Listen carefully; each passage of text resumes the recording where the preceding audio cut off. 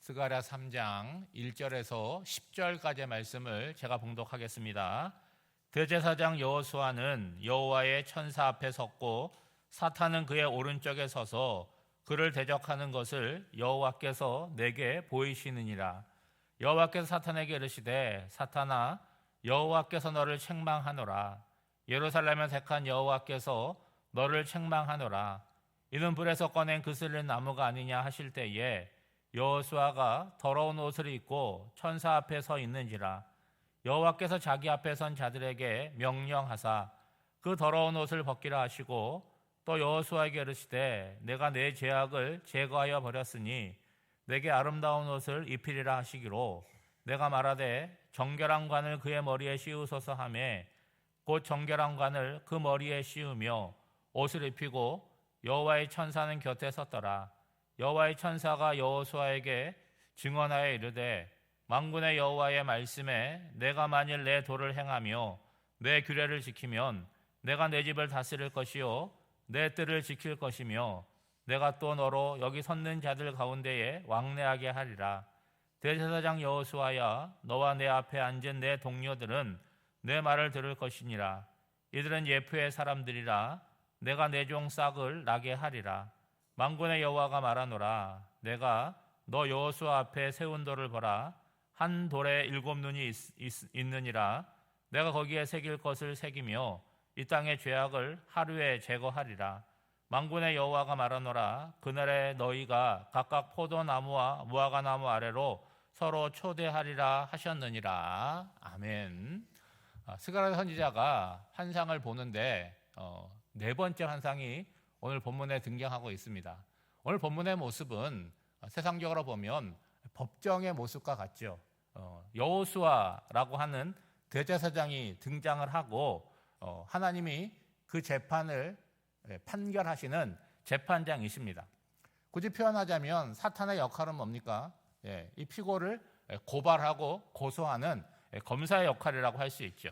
근데 세상 법정과 좀 다른 점이 있어요. 그것은 재판장인 하나님께서 피고를 변호하는 변호사의 역할까지 함께하는 것처럼 보인다는 거죠. 사탄이라고 하는 이 단어 히브리어도 같은 발음이 납니다. 사탄이라고 발음을 하는데 그 의미는 뭐냐? 대적자, 고소하는 자라는 의미를 갖고 있어요. 그러니까 사탄의 역할 자체가 뭐냐? 하나님의 백성들에 대해서 이 사람 나쁜 사람이다, 이런 문제가 있다라고 하는 것을 고소한다는 거예요. 여러분, 오늘 본문의 모습은 욥기 1장에 나온 모습과 똑같지 않습니까? 하나님께서 내 종 욥을 봐라 하고 칭찬을 하시는데 사단은 뭐라고 얘기하는 거예요? 그렇지 않다는 거죠. 하나님이 그에게 이런 걸 해줬기 때문에 그가 이렇게 행동하는 것이지 그는 본래 좋은 사람이 아니라는 이야기를 하는 거죠. 오늘 여호수아를 고소하는 내용은 뭡니까? 하나님의 은혜와 용서를 받을 자격이 그에게 없다라는 이야기를 하는 거예요. 그러면 여러분, 사탄의 이 고소하는 내용은 전혀 틀린 내용일까요? 일면 맞는 말 아닙니까? 좀 과할 수는 있지만 틀렸다라고 말하기는 어렵죠. 근데 2절 말씀을 보면 하나님께서 판결을 내리시는데 사탄이 고소하는 여호수아가 아니라 사탄을 책망하고 계세요. 두 번을 반복하고 있습니다. 그리고 하나님 자신이 어떤 하나님이냐? 예루살렘을 선택하신 하나님이라고 말씀하고 있어요. 여기서 예루살렘이라고 하는 것은 지명을 이야기하는 것이 아닙니다. 여호수아를 포함해서 이스라엘 모든 백성들을 의미하는 거죠. 그러니까 법정 용어로 표현하자면 사탄이 고소하는 것을 재판장인 하나님께서 어떻게 하는 거예요? 기각하고 있음을 말하고 있는 거죠. 그리고 여호수아에 대해서 어떻게 비유를 하냐면 불에 그슬린 나무와 같다라고 얘기합니다. 그러니까 본래는 어떤 존재예요? 불에 던져져서 땔감으로 완전히 타서 없어질 존재였는데 하나님께서 의지를 갖고 불에 타고 있는 나무를 건져냈음을 의미하는 거죠. 그러니까 얼만큼 탔는지는 모르겠지만 중요한 건 뭐예요? 다 탄 것은 아니라는 거예요. 그러면 여러분, 불에 던져졌다라고 하는 것은 이미 쓸모가 없는 거 아니겠습니까? 근데 불에서 조금 탔든 반쯤 탔든 건져냈다고 해서 어디다 쓰겠어요? 쓸모없는 존재가 된 거죠. 그러니까 이거는 비유인데 어떤 비유냐?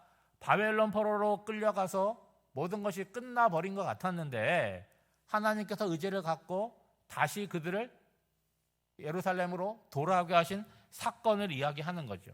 그러니까 하나님의 의지를 갖고 이스라엘을 돌보니까 사단의 고소가 어떻게 되는 거예요? 통하지 않는다는 거죠. 여러분, 오늘 예수를 믿는 우리의 정체성도 마찬가지라는 거예요.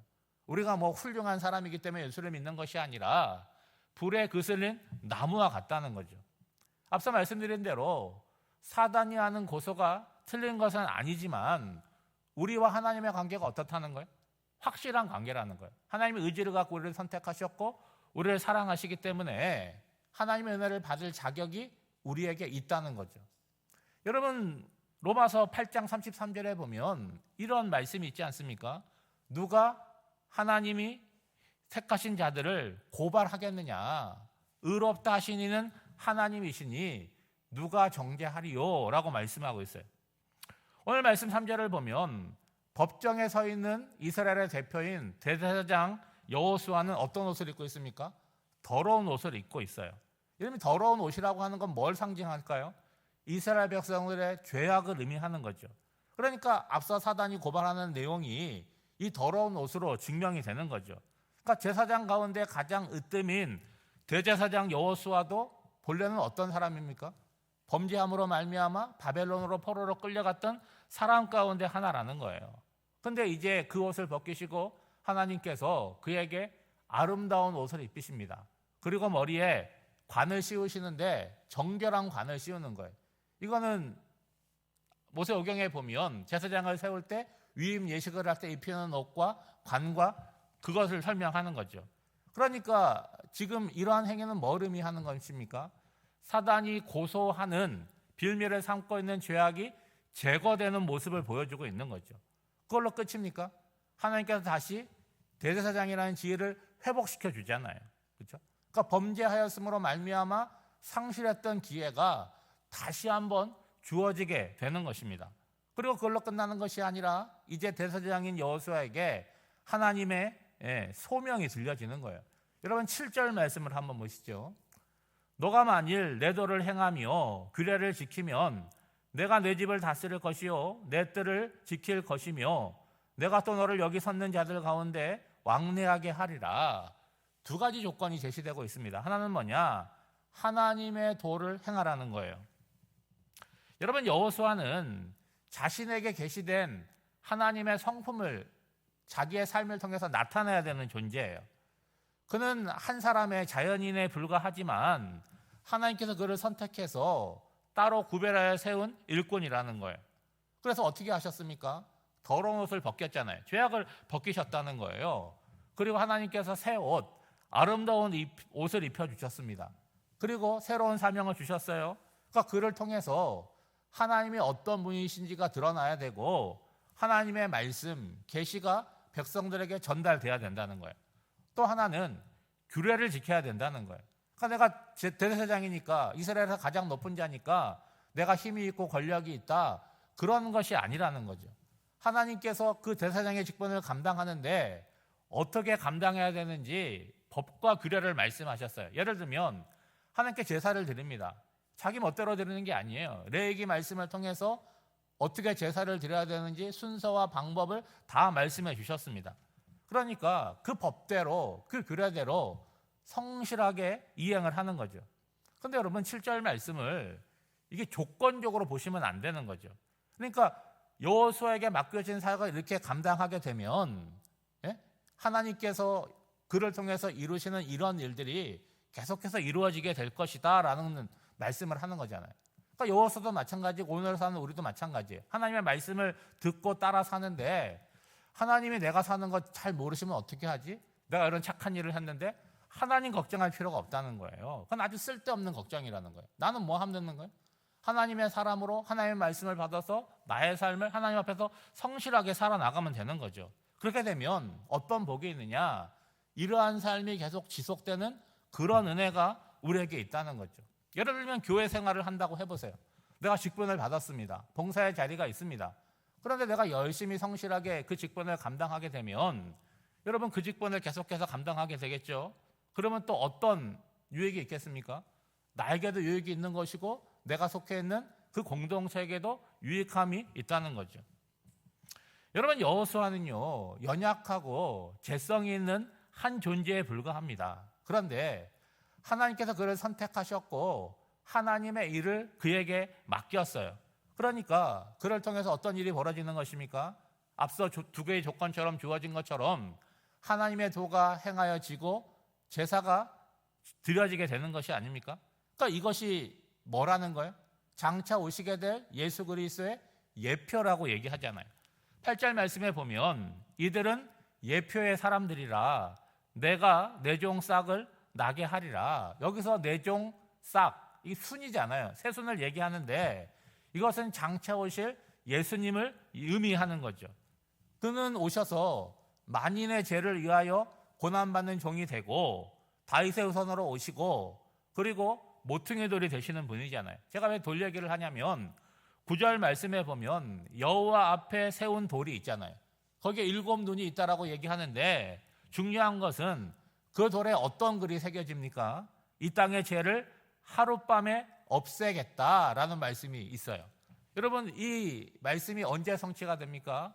예수님께서 이 땅에 오셔서 십자가에 달려서 죽는 그 순간에 완전하게 이루어지게 되는 것이죠. 그래서 여러분 10절 말씀입니다. 만군의 여호와가 말하노라 그날에 너희가 각각 포도나무와 무화과나무 아래로 서로 초대하리라 하셨느니라. 여러분, 이건 속담입니다. 이스라엘 백성들에게 있어서 가장 소망하는 그리고 가장 잘 알려지는 그런 속담인데 우리식으로 말하면 뭐라고 얘기할까요? 배부르고 등 따뜻한 거, 그거 이야기하는 거죠. 그러니까 육체가 건강하고 마음이 평안한 상태를 기대하는 거잖아요. 그런데 20절 말씀을 다시 보면 내 배가 부르고 내 등이 따뜻한 걸로 끝이지 않는 거잖아요.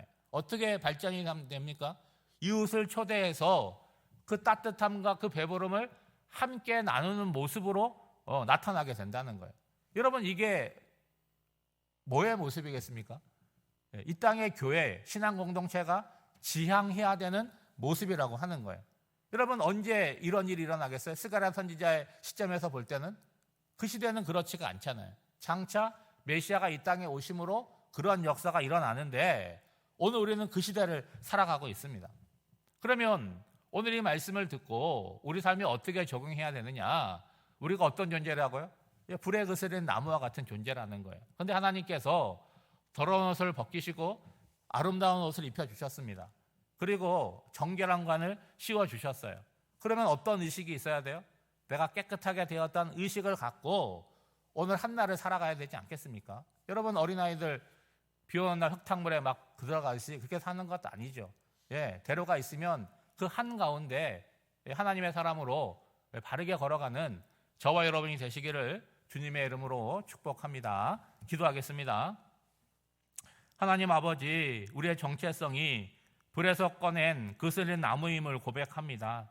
사탄은 우리가 쓸모없다고 고소하지만 하나님은 내가 의지를 가지고 너를 선택했다 하시며 아름다운 옷과 정결한 관을 씌워주십니다. 우리 안에 일어나는 부정적인 생각들을 내려놓고 하나님의 말씀을 따라 오늘을 살아가게 하옵소서. 빠르게 흘러가는 시간과 기회를 낭비하지 않고 후회 없이 바르게 사용하기를 원합니다. 무엇보다도 생각에만 머물러 있지 않고 삶으로 선한 일들을 실천하며 살아가게 하옵소서. 환절기에 우리 어린아이들과 노년의 성도들의 건강을 지켜주시고 성도들의 가정과 삶에 평안을 내려 주옵소서. 열방에서 선교하는 선교사님들과 저들의 사역 가운데 하나님의 도우심이 있게 하시고 기도로 선교에 동참하게 하옵소서. 오늘도 하나님이 불러주셔서 기도의 자리에 우리의 삶을 펼쳤습니다. 이 시간 우리의 마음을 성령으로 충만하게 하사 나 자신을 위하여서 구하는 것에 그치지 않게 하여 주시고 이 몸된 교회와 열방을 위하여 함께 간구하는 저희들이 되게 하여 주시옵소서. 오늘 한날의 삶을 하나님께 맡겨드리오며 이 모든 간구를 예수님의 이름으로 기도하옵나이다. 아멘.